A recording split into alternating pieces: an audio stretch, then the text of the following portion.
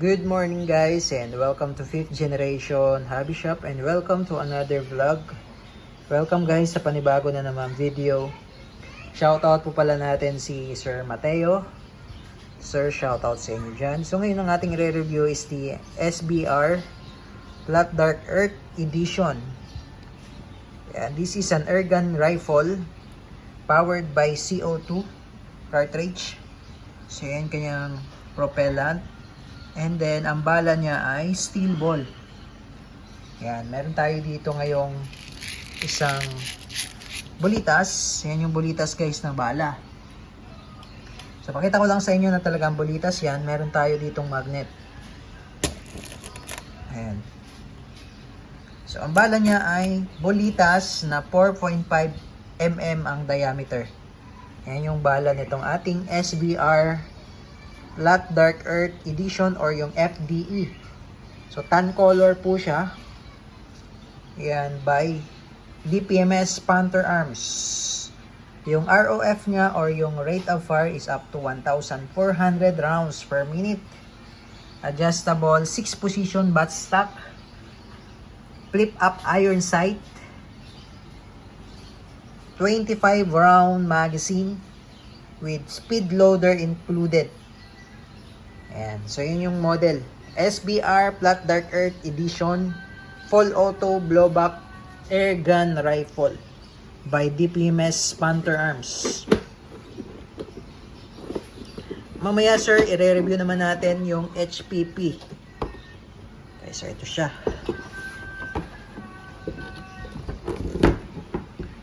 Siyempre, may kasama siyang manual.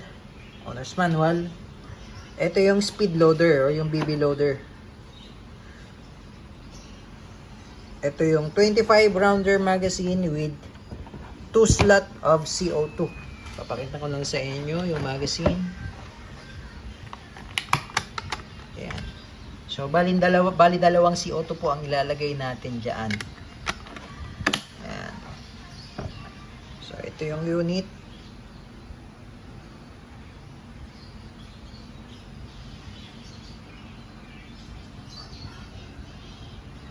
Meron siyang adjustable foregrip. Ito yung flip iron sight. Lalabas natin para makita nyo.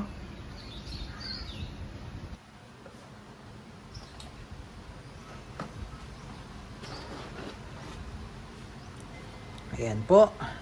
So ito yung buttstock na adjust siya. Up to 6 position po yan. So paano po siya i-adjust? Ipo-push nyo lang po ito. Ayan. Adjust forward, adjust backward, pupush nyo lang. Ayan. Ito yung flip iron sight na adjust po yan. Ayan. So, meron siyang adjuster dito. Ayan. Kung gusto nyo i-adjust. Kung gusto nyo palitan naman ng iron sight, pwede rin po siya. Adjustable foregrip with quad rail for accessories. Gusto nyo lagyan ng red dot optic, angle red dot, scope, mini scope. Ito naman po yung selector switch, semi-auto, safety, and full auto. Ayan. So, pag wala ng bala, nag-open bolt po yan. Okay. So, ito naman yung magazine.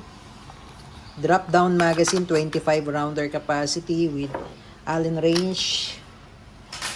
So, lalagyan natin siya ng oil muna bago tayo maglagay po ng CO2. So may free naman siyang silicone oil.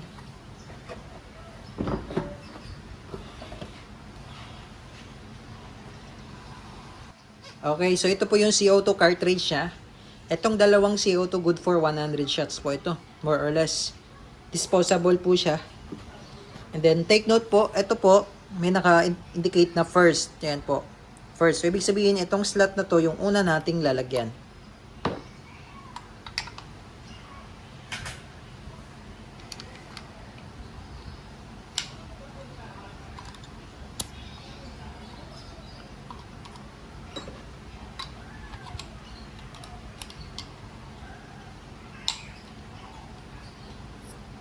Ayan, tamang higpit lang po. Huwag niyo siyang higpitan ng mahigpit na mahigpit. Tamang higpit lang. Tapos yung Allen wrench, pwede nyo pong ilagay dyan. Tapos tatakpan lang po natin.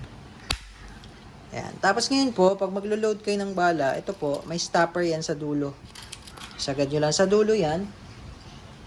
Tapos ito po, maglo-load po tayo ng bolitas or steel ball, 4.5 mm po in diameter.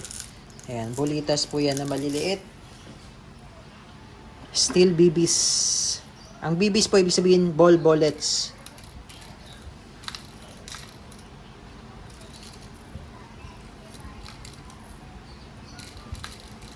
So, dito nyo lang po ilalagay sa may butas na entry. Na bala. Ayan. So, pag puno na, release mo lang yung spring.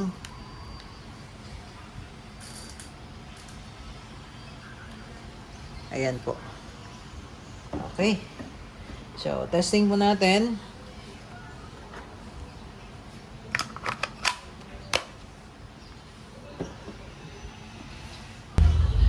Testing po. DPMS, SBR DPMS by Panther Arms Crossman. So, semi-auto muna.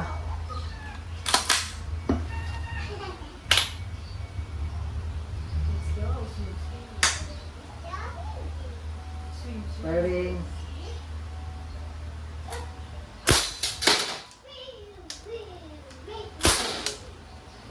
Semi-auto, full auto.